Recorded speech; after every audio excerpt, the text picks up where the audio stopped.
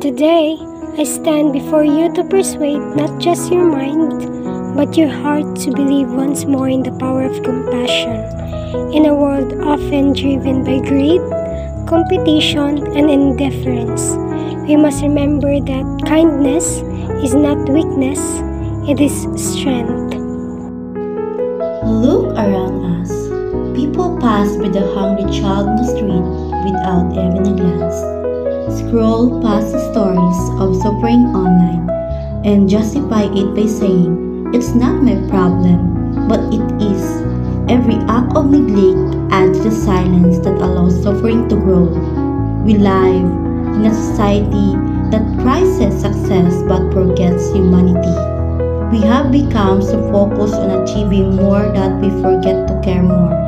But compassion is not just an emotion. It is a choice to see, to feel, and to act. Imagine if each of us decided to extend a helping hand feeding one hungry child, listening to one lonely soul, or standing up for one person being mistreated.